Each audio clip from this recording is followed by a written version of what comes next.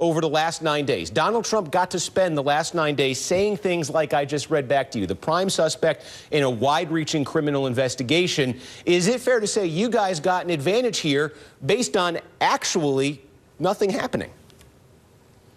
Well, that's not true. Something did happen. The FBI director said he was launching a new investigation or reopening the old one. I saw it termed differently in different places. So that's got nothing to do with us. Our campaign doesn't tip his hand.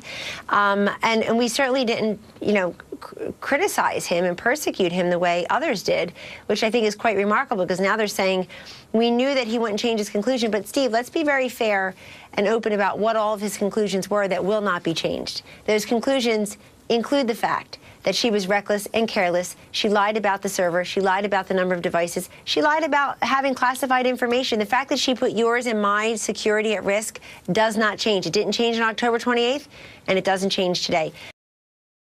Bring in now Kellyanne Conway. She's the campaign manager for Donald Trump. So, Kellyanne, look, when this story broke, the Friday, October 28th, Donald Trump reacted, said this is bigger than Watergate when it was announced that there were newly discovered emails the FBI was going to be taking a look into. Is it safe to say, from your standpoint now, that this issue is closed?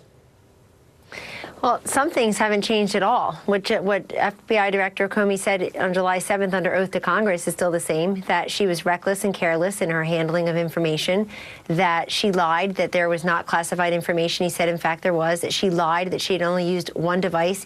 He said under oath she had used multiple devices. We know she left classified material at a hotel in China. We know just as of this morning, we come to find out she asks her housekeeper to print out classified information for her at home, where she's got the private server to begin with, I guess.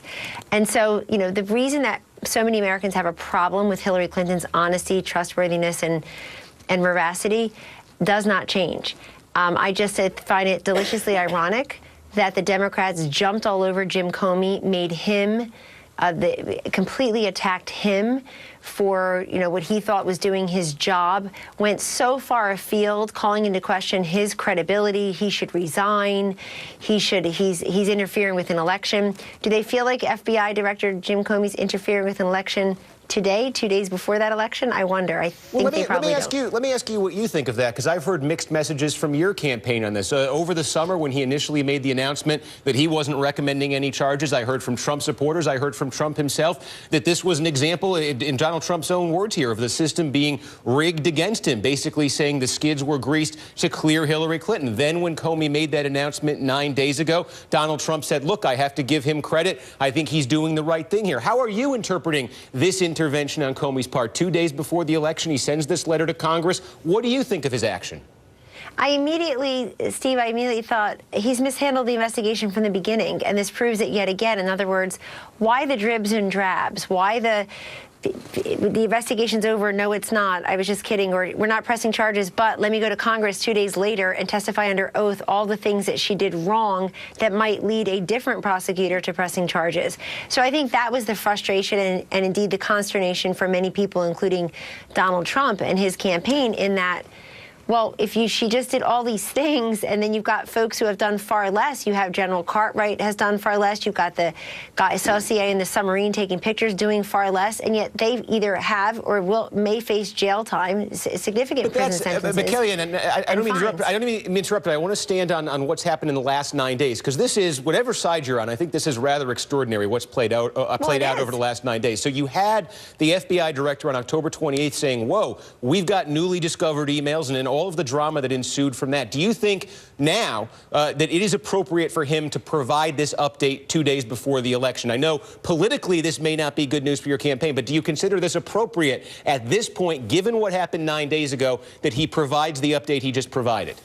Well, first, I don't believe that it's politically good or bad information for our campaign. We have not made this a centerpiece of our messaging, even though we're asked about it constantly.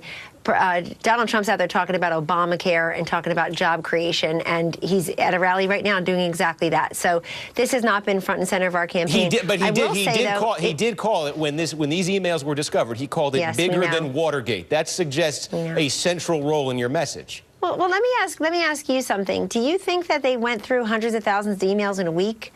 because that may strike a lot of Americans as unusual. I don't know if I'd have the capacity to do that. I don't know if I'd want, I don't know that I want, as a taxpayer, the FBI stopping every single thing they're doing to focus on that, and I doubt they did, because they're responsible men and women. Well, let me be clear. In terms of the reporting here, when we say hundreds of thousands of emails, we're talking about just the total number of emails that existed on this computer, not the total number. You know, this was a personally used computer. That's not the total number, apparently, that were relevant to this case. But do you doubt that this review was thorough? I sure hope it was thorough, because obviously this, you know what didn't change my mind today is that the investigation has been mishandled from the beginning. Why did we find out just today that the housekeeper is printing out confidential information? Why did we find out in the course of the investigations that Hillary Clinton lied about whether or not she had exchanged classified information? Jim Comey himself said she did. Why did she lie that she used one device when there were up to 13 of them? Why did she lie that she handled everything, she did everything by the book, and Colin Powell told her so? No, he didn't. You know, it's lie after lie. And the idea, Steve, that less than the 64% of Americans who already say they don't trust her, and a slightly lower number that don't like her, are going to change their mind because of this is just, it's folly. They're not, because some of the facts are still the same. She was reckless, she was careless, she was selfish. There was no reason to set up that server in the first place. By the way, there was no reason for us to have wasted all these resources of our federal government to track down her petty, peevish, selfish interest, her setting up the server, her lying about it, the Congress having to investigate it, the FBI needing to investigate it, the DOJ. People will still make up their minds about what they think Loretta Lynch and Bill Clinton discussed on that tarmac for at least 39 minutes. So a lot of these facts don't change in terms of what the electorate is thinking about going into Tuesday. I don't see the change, let's take the country in a new and different direction, let's change the nation numbers going down. They're upwards of 70 to 75% in most polls. That's not going to change because the FBI director came back out. But I just think it is ironic that they just completely just threw an anvil on top of Jim Comey's head, the Democrats did, the minute that he did this, and then ultimately including the president, saying he doesn't want him to work on innuendo or interfere in an election, and now he's a hero. Speaking of innuendo, Donald Trump, just today in Iowa, he said in reference to this, he called Hillary Clinton the prime suspect in a far-reaching criminal investigation.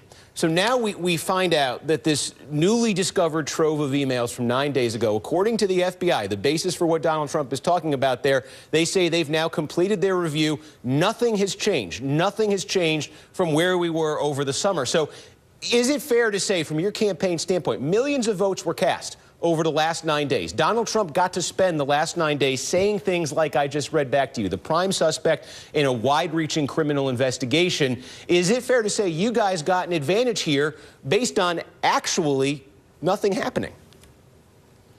Well, that's not true. Something did happen. The FBI director said he was launching a new investigation or reopening the old one. I saw it termed differently in different places. So that's got nothing to do with us. Our campaign doesn't tip his hand. And we certainly didn't, you know, criticize him and persecute him the way others did, which I think is quite remarkable, because now they're saying we knew that he wouldn't change his conclusion. But, Steve, let's be very fair and open about what all of his conclusions were that will not be changed. Those conclusions include the fact that she was reckless and careless. She lied about the server. She lied about the number of devices. She lied about having classified information. The fact that she put yours and my security at risk does not change. It didn't change on October 28th, and it doesn't change today. Look, for all the advantages this woman has, the machine she's built, the fact that she starts out with 240 electoral votes in the so-called blue wall, and yet she can't get those other 22 electoral votes, and we're forcing her now to dip into the 248. They're playing follow the leader. We're forcing them all over the electoral map now. They're in Michigan today. They're in Wisconsin. They're living in Pennsylvania. Let's go back to New Hampshire. All blue states that President Obama carried twice. And it is our campaign that has them on the run in these states. So that's not going to change. I can't imagine they're going to say, you know, we don't need to go to Michigan today. We'll probably win because Director Comey, yet again, inserted himself into the electoral process somehow today. That's not going to change. The fact that people just don't trust this woman and she can't get above 50% in any of these states and stay there won't change today. I just want to ask you about some of the reports we're getting about early voting. You mentioned where the campaign is playing out in the final days. I want to ask you specifically about the swing state. We've considered it a swing state of Nevada. This is a state President Obama carried twice, 2008, 2012. John Ralston, who is a sort of the dean of political reporters out there, is now saying that essentially the race in Nevada Nevada, in his judgment, is over, and he bases that on saying that Democrats actually, the Democratic ballot advantage in the early voting was actually bigger in the early voting period this year than it was 4 years ago. And of course, 4 years ago, the state wasn't particularly close. President Obama carried it by a comfortable margin. Do you agree with that assessment? Is Nevada now off the board? No, Nevada's not. Well, I think if anybody learned anything over the last 2 weeks, it's calling things over makes people look a little bit over their skis too early, because for all these articles that were written that the race itself is over, the path is gone, the path is narrow, it's going to be a blowout, we're going to get Democrats in the House and Senate, we're going to turn Texas blue, all this nonsense that people just went and wrote and reported on that is not true. In Nevada, we need a very good day of performance in Nevada to carry the state, and we are gearing up for that. If you look at other early return states like Colorado, certainly Florida, Ohio, Iowa, North Carolina, where I just did a press call this morning where we reported on the latest statistics, Steve, that we like where we are at this point as compared to where the nominee was in 2012 in terms of absentee ballot requests, absentee ballot early returns, and the like. And so Nevada is a place where we are gearing up. We've actually improved this week, but we're gearing up for a really good day of performance to carry the state. I also would just tell you that we have 6 different paths now to get to 270. And so, and you see the way we've scrambled up the electoral map. And if Democrats, if Hillary Clinton weren't worried about it, she wouldn't have President Obama, President Bill Clinton, and Hillary Clinton visiting the state of Michigan, for example, closing out in Pennsylvania. Tomorrow night she is, and so we've got them on the run. They have decided to go back into blue states with paid advertisements and certainly deploying her super surrogates, all more popular than she is, and her herself going there as well because they're worried about these blue states. Okay, Kellyanne Conway, Donald Trump's campaign manager. Thanks for taking a few minutes. Thank you, Steve. Okay, meanwhile, Donald Trump speaking right now in Minneapolis, Minnesota. He has not yet in this speech addressed the breaking news. Again, the FBI Director James Comey getting back in touch with Congress 9 days after he said there were newly discovered emails. He now says the investigation into those emails is complete, and his conclusion from July stands. There's no basis, he says, for any sort of case to be brought against Hillary Clinton in this email case.